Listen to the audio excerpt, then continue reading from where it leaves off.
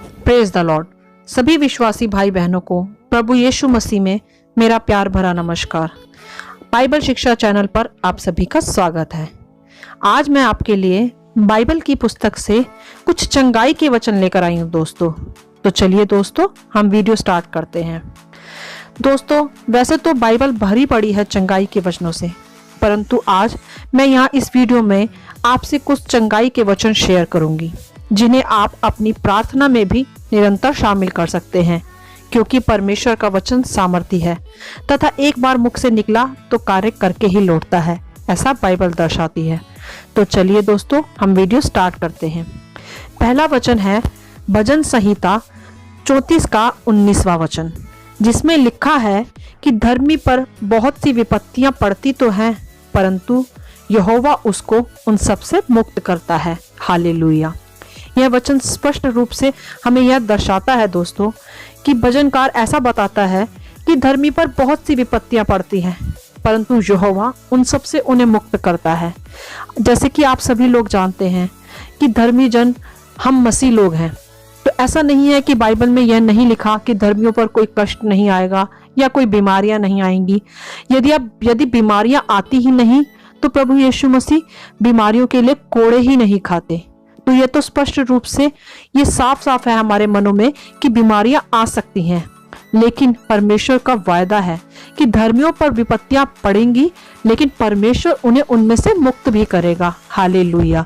तो जब भी कभी हम में कोई बीमारी आए या हम किसी तरह से अपनी शरीर को रोगी महसूस करें, चाहे हम अपने मन, प्राण और आत्मा या शरीर में अपने आप को उदास, दुख, निराश या बीमार महसूस करें, तो हम इस वचन को देहधारी कर सकते हैं और इस बंधनों से, इस बीमारी की गुलामी से हम आज़ाद हो सकते हैं, क्योंकि परमेश्वर का वचन सामर्थी है। जैसा कि मैंने अभी पहले बताया कि एक बार मुख से निकला तो वह कार्य करके लौटता है। तो जब भी आप बीमार हों, जब भी आप अपने शरीर में किसी भी तरह का रोग महसूस करें, तो आप इस वचन को क्लेम कर सकते हैं, क्योंकि परमेश्वर ने वादा किया है कि वह इन सब से उनको मुक्त करता है। वह कभी भी बीमारी में, उदासी में हमें अकेला नहीं छोड़ता। और परमेश्वर ने वादा किया है कि तुम पर बीमारियां आएंगी या रोग आएंगे तो मैं उनमें से तुम्हें छुड़ा लूंगा। मुक्त करने का मतलब यही है दोस्तों कि परमेश्वर खुद उस बीमारियों में आकर हमें शिफा देता है। हालेलुया।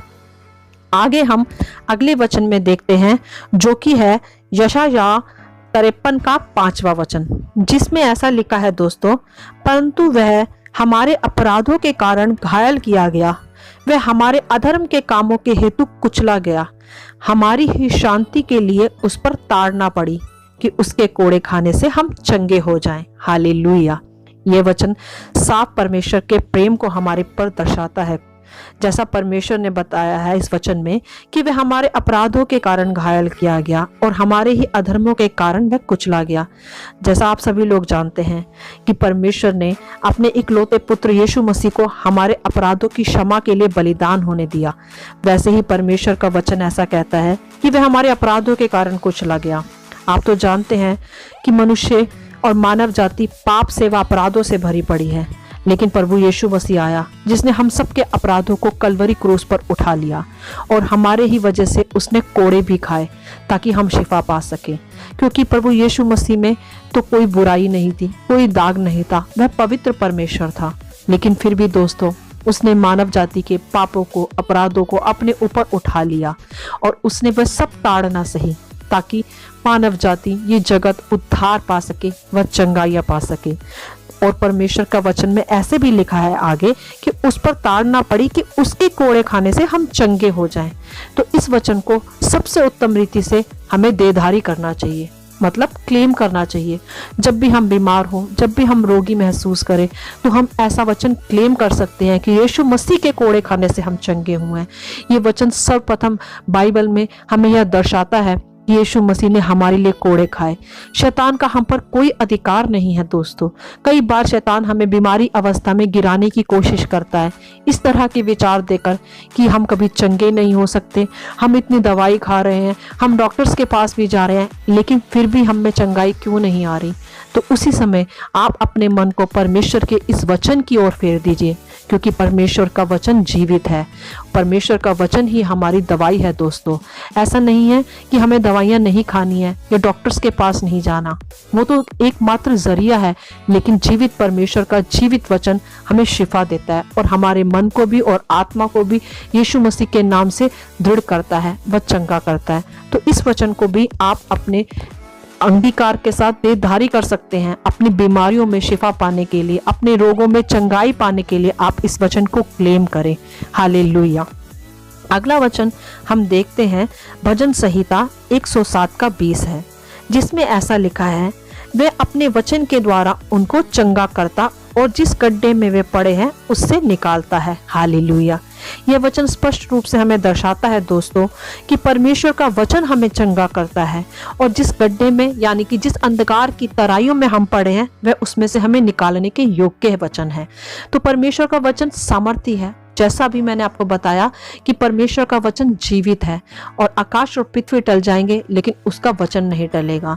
जब भी हम कभी बीमारी में अपने आप को पीड़ित महसूस करते हैं तो हमें डरना नहीं है, वरन हियाव के साथ यीशु मसीह के सामर्थी वचनों को क्लेम करना है, घोषणा करनी है, भविष्यवाणी करनी है कि वह अपना वचन भेजकर हमें चंगा करता है।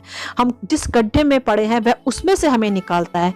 कई बार रोगी अपने आप को बहुत ही निर्बल महसूस करते हैं, यहाँ तक कि उनमें अपने जीवन को समाप्त करने की भी विचार आते हैं, लेकिन दोस्तों हमें ऐसा बिल्कुल भी नहीं करना। यह विचार परमेश्वर की ओर से नहीं वरन शैतान की ओर से है। इस विचारों को हमें कैंसिल कर परमेश्वर के ऐसे वचनों को क्लेम करना है कि परमेश्वर का वचन ऐसा कहता है कि वह अपना वचन भेजकर हमें चंगा करता है और जिस गड्ढे में हम पड़े हैं वह उनमें से हमें निकालता है। क्योंकि परमेश्वर ने बाइबल में बहुत से वचन ऐसे कहे हैं जिससे हम शिफा पा सकते हैं और इन वचनों को क्लेम करके हम इस वचन के साथ यीशु के नाम से सचमुच अद्भुत रीति से शिफा पा सकते हैं। क्योंकि परमेश्वर ने कहा है कि वचन के द्वारा हम चंगे हो जाएंगे, तो स्पष्ट है कि वचन के द्वारा हम अवश्य चंगे हो भी जाएंगे। तो आप इस वचन को भी क्लेम कर सकते हैं अपनी प्रार्थनाओं में। हालेलुया। अगला वचन हम देखते हैं जो है यिर्मयाह 30 का 17, जिसमें ऐसा लिखा है, मैं तेरा इलाज करके तेरे घावों को चंगा करूंगा। यहोवा की यही वाणी है। हालेलुया। दोस्तों यहोवा की यही वाणी है कि वह हमारा इलाज करता है, वह हमारे घावों को चंगा करता है। ये घाव हमारी आत्मा पर भी हो सकते हैं, हमारे शरीर पर भी हो सकते हैं, हमारे मन भावनाओं और इच्छाओं पर भी हो सकते हैं। लेकिन जब भी हम परमेश्वर की प्रार्थना में बैठते हैं, जब भी हम अपनी संगति को उस जीवित खुदा से अपना जोड़ते हैं अपने मनों को, तो वह हमारे मन को, शरीर को, आत्मा को हर घाव से चंगा करता है। अपने धर्ममय दाहिने हाथ से वह हमें संभालता है हर समय मेरे दोस्त। क्योंकि यहोवा की यही वाणी है, मतलब यहोवा का यही वायदा है हमसे दोस्तों। वो वायदा करके पीछे हटने वाला नहीं वरन वायदा करके पूरा करने वाला परमेश्वर है। कभी भी आपके मनों में किसी भी चीज को लेकर उदासी हो, निराशा हो, या शरीर में आप अपने आप को निर्बल महसूस करें या अपने मन में किसी उदासी को महसूस करें, तो समझ लीजिएगा कि यह शैतान की ओर से एक घाव है।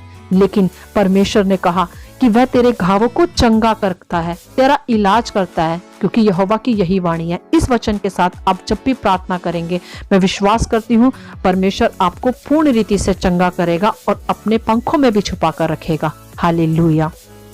अगला वचन हम देखते हैं जो है भजन संहिता 103 का 3 वचन, जिसमें ऐसा लिखा है, वही तो तेरे सब अधर्मों को क्षमा करता है और तेरे सब रोगों को चंगा करता है। हालेलुया।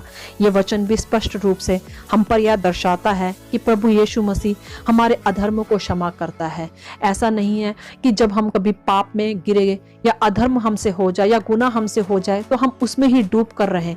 नहीं, परमेश्वर ने वायदा किया है कि वह हमारे अधर्मों को क्षमा करता है। पहली बात तो यह है कि हमें परमेश्वर में खराई से चलने की कोशिश करनी चाहिए, गुनाहों और पापों से मन फिराना चाहिए। लेकिन हम विश्वास के साथ ये घोषणा भी कर सकते हैं कि यदि शैतान हमारे मनों पर ये विचार लेकर आए कि हम एक अधर्मी हैं, हम एक पापी व्यक्ति हैं, इसीलिए शायद हम पर बीमारियां आती हैं, नहीं दोस्तों, ऐसा बिल्कुल भी नहीं सोचना, क्योंकि ये सब शैतान की ओर से है। लेकिन परमेश्वर ने तो कहा है कि वह हमारे अधर्मों को क्षमा करता है और हमारे सब रोगों को चंगा करता है। इस वचन को आप अपनी बीमारियों में, अपनी पीड़ा के समय में क्लेम कर सकते हैं दोस्तों। इस वचन के साथ की गई प्रार्थना से रोगी शिफा पाता है। आप इस वचनों के साथ परमेश्वर के किए हुए अपने कलवरी क्रूस के उपकारों को याद करें कि किस तरह से उसने हमारे गुनाहों को, हमारे अधर्मों को कलवरी क्रूस पर उठाया और हमारे अधर्मों को क्षमा किया। और अब हम उसके वचन पर विश्वास करते हैं, वह वचन जो हमें सभी रोगों से चंगा भी करता है। हालेलुया। आगे अगला वचन हम देखते हैं जो है यिर्मयाह 17 का 14 वचन, जिसमें ऐसा लिखा है दोस्तों, हे यहोवा मुझे चंगा कर तब मैं चंगा हो जाऊंगा, मुझे बचा तब मैं बच जाऊंगा, क्योंकि मैं तेरी ही स्तुति करता हूँ। हालेलुया। प्रभु यीशु मसीह ने कहा इस वचन में हमें इस तरह से परमेश्वर के नाम को घोषणा करना है कि हम तेरी स्तुति करते हैं खुदा, हम तेरी प्रार्थना करते हैं परमेश्वर। जैसा कि हम मसीह विश्वासी भाई बहनों के मन प्राण शरीर आत्मा का परमेश्वर यीशु मसीह है, वही हमारा यहोवा राफा है, मतलब वही हमारा चंगा करने वाला परमेश्वर है। हम उसे इस रीति से पुकार सकते हैं, हे यहोवा मुझे चंगा कर तो मैं चंगा हो जाऊंगा, मुझे बचा तो मैं बच जाऊंगा, क्योंकि मैं तेरी ही स्तुति करता हूँ। जब हम घुटने टेक कर अपने परमेश्वर से बीमारियों में भी स्तुति करते हैं तो अधिकार के साथ हम उसे पुकार सकते हैं कि परमेश्वर हम तुझे पुकारते हैं, हम तेरी संतान है। परमेश्वर ने ऐसा कहा कि तुम उस जीवित परमेश्वर की स्तुति करते हो, इसलिए वह तुम्हें शिफा करेगा। उसने हमारे अधर्मों को क्षमा किया है दोस्तों, उसने कलवरी क्रूस पर हमारे लिए कोड़े खाए हैं।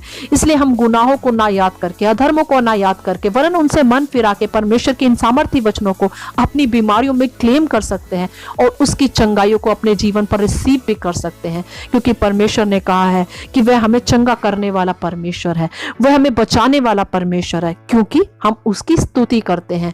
और जीवित परमेश्वर स्तुति में विराजमान परमेश्वर है।